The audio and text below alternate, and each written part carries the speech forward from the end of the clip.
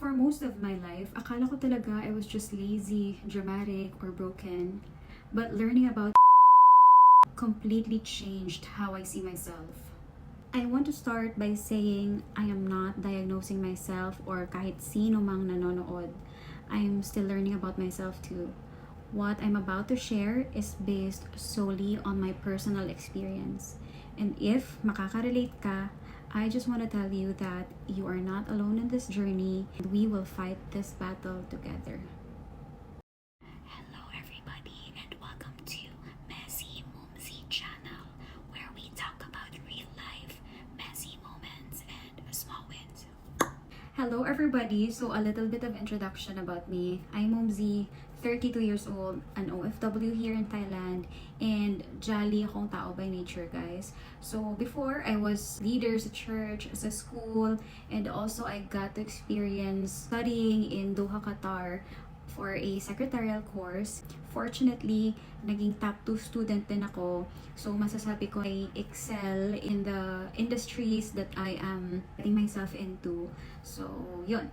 To tell you guys, I do have a lot of experiences, especially sa work. Before, naging customer service representative ako. English teacher ako for Korean students. OFW din ako before, way back 2015 to 2017 in Doha, Qatar. Bumalik ako ng Pilipinas, nag-explore, nag-dive ako into business. Somehow, it was working. Naging busy yung mind ko, naging productive ako for how many years na hindi ako nag-work. Business lang talaga yung bumubuhay sa akin and nagsusustain sa mga needs ko and sometimes sa mga wants ko. And right after few years, bumalik ulit ako sa trabaho kasi parang naboboard ako sa bahay. Sabi ko parang wala akong ginagawa. So gusto kong magtrabaho ulit while doing my business kasi I don't have a physical store yet, guys. So everything was online. I was selling gold and I was selling supplements. Enrolled din ako, guys, for lash extensions. And then after that, nakapag-work pa ako sa iba pang mga industry. So, ang dami kong experience, guys. I do not lack experience. Ang dami kong experience, but iba-iba siya. Iba-iba talaga siya. But somehow, along the way, I turned into someone unorganized and feeling displaced.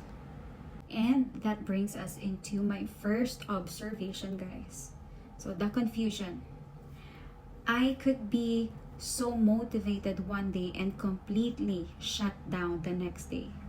At first, I thought it was just normal, especially that I was clinically diagnosed with PCOS, or polycystic ovary or ovarian syndrome. So this happens when the body has a hormone imbalance, especially higher levels of male hormones, which can affect how the ovaries work. I was clinically diagnosed talaga, guys, with PCOS since high school.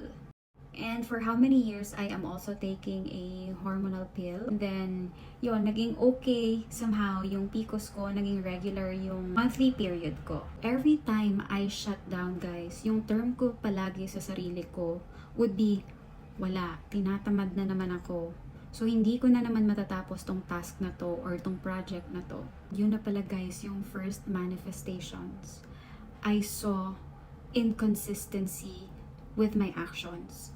I wanted routine so badly, pero hindi ko siya, guys, ma-maintain kahit anong gawin ko. Second manifestation is inattention. So, I get distracted easily, guys. Forgetting instructions, like for example, may pinapabili sa akin. So, ngayon, okay. And then, pagdating ko doon, wala, nakalimutan ko na.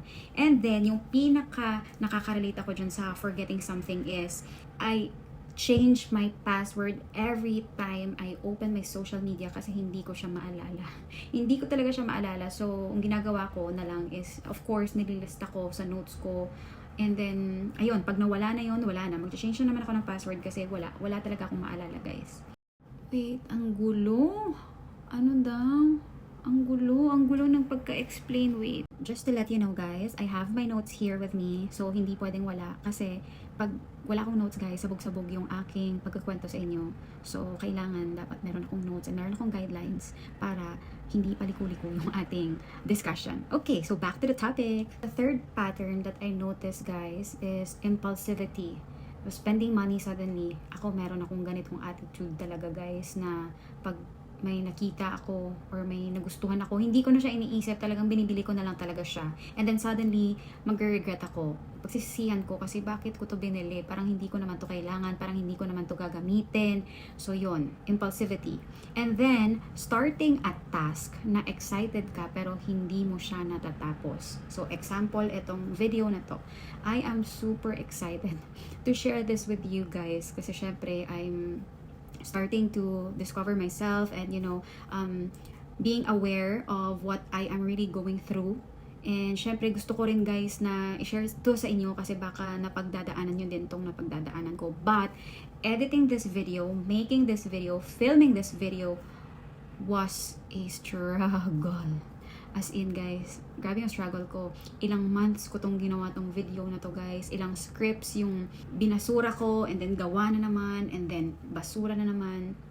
Meron akong analysis paralysis na ay baka parang hindi siya okay, parang hindi siya ganun. So, yun. But thank God that nakikita niyo na to, so I was able to finish it and to post this. Number 4 guys would be sensory sensitivity. Lately, talagang nanonotice ko sa self ko na very sensitive ako sa light, very sensitive ako sa sounds, very sensitive ako sa mga amoy-amoy. Ang bilis kong mairita talaga guys. Best example of this guys would be constantly fidgeting, tapping, or moving to feel more alert. So yun, ako palagi akong nagfi-fidget guys, palagi minumove ko yung, dati akala mo, meron ako dating mindset na pag, di ba, gumagano-gano ka ng paa mo. Dati kasi, yung sinasabi sa akin, pag ganun daw, basta negative siya, especially sa mga lalaki. But right now, I am doing it. And hindi ko na mamalaya na ginagawa ko siya. I really wanna move, guys. Ayokong naka-steady ako kasi parang mababaliw ako. Kung hindi ako gagalaw, gusto kong kumain, or anything na mapupuntahan ng energy ko. Yun. The impact of this in our daily lives would be, it can make school, work, or social situations more challenging. Hindi ako nagpo-focus doon sa pinapagawa sa akin. Sorry, boss! The number 5 manifestation, guys, would be overwhelmed. For example, Christmas ngayon, di ba? So, Christmas messages. Ang daming mga greetings, ang daming mga ganon, mga Christmas wishes. And I would love to receive those messages, guys, those Christmas greetings. But, takot ako kasi baka hindi ko kayo lahat ma-replyan. Ganon. Meron akong fear na ganon. Mas okay pa na hindi na lang ako i-greet kasi baka hindi ko sila lahat ma-replyan. So, na-overwhelm yung utak ko sa dami ng mga tao na nag-greet sa'yo. And meron akong ganon na observation sa sarili ko. And naging super obvious siya lately. 6th manifestation would be hyper-focus. Ito guys, ito daw ang superpower natin if kaya natin siyang gamitin sa right thing or sa gusto talaga natin gawin. So, working on one thing for hours and forgetting to eat and sleep. Meron akong ganong tendency guys, kapag gusto ko yung ginagawa ko guys, kahit hindi na ako kumain, kahit kulang sa tulog or kahit hindi ako matulog, okay lang. Parang hindi ko nararamdaman yung pagod, hindi ko nararamdaman yung burnout, hindi ko nararamdaman yung overwhelm na yan. The last manifestation guys that I see in myself is being chaotic. So, messy space, messy thoughts, messy schedule. Actually sa space, hindi ako messy tao, hindi ako magulo sa space. Ayoko na magulo sa space. Pero nakaka-relate ako dito sa thoughts.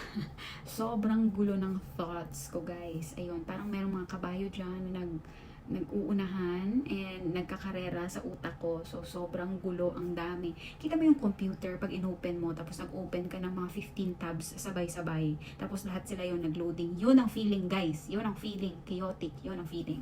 If I open this up to somebody, they would just tell me to just try harder. Discipline yourself. Try ka pa. And I actually did. Over and over and over and over again, guys. These are just some of the symptoms of AUDHD, guys. So, AUDHD, an informal term used when a person has traits of both autism spectrum disorder, ASD, and attention deficit or hyperactivity disorder, ADHD. Big realization that I have is When I learned about AUDHD, the mix of autistic traits and ADHD traits, something just clicked. It explained why I crave for structure but nire-resist ko naman siya. Why my brain needs stimulation but also gets overwhelmed. Why rest is never restful. Diba? Parang nagpapahinga ka lang pero pagod ka pa rin kasi yung utak mo nga hindi nagpapahinga. Nung nalaman ko to and nung nakapag-research ako, nakita ko yung mga symptoms lahat and everything just made sense. Everything just made sense. Bakit na parang wala akong papupuntahan? Bakit parang wala akong direksyon? Bakit parang, especially if I scroll through social media guys and nakikita ko yung mga kabatchmate ko, mga friends ko, my other relatives na bakit ganun? Bakit parang ang dire-diretso ng kanilang alam mo yun, yung kanilang path, although na syempre may hardships, may mga trials, hindi maiiwasan yun, pero alam mo yun, nakikita mo sa kanila na meron silang patutunguhan, parang meron silang end game na to be successful or something, pero hindi ko yun nakikita sa self ko. Bakit parang hanggang ngayon hindi ko pa rin alam kung anong gusto kong gawin, hindi ko pa rin talaga alam kung anong ako magiging, hindi ko nakikita yung self ko na magiging ganito. Nagsistruggle talaga ako guys, and learning about this psychological disorder or kahit ano man to, you know, it made sense to me. Ngayon, mas alam ko na kung bakit ganito. If you feel the same way, gusto ko lang malaman mo na you don't need discipline. You don't need to fix yourself kasi hindi ka naman sira, hindi ka broken. We just need system that works with our brain. Yun ang kailangan natin. System that will actually work with our brain and not against it. Para maging effective tayo sa mga tasks or kung sa anumang mga future endeavors na gagawin natin. Remember guys, we deserve compassion while figuring this out. You deserve compassion while you are trying to navigate this life. Ginawa ko tong channel na to for people like me, people with messy brains, fluctuating energy, and quiet strength.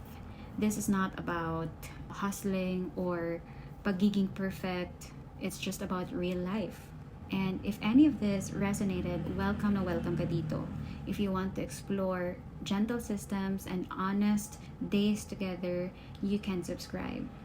Thank you so much guys for watching, and Merry Christmas guys, and have a joyful and prosperous new year ahead.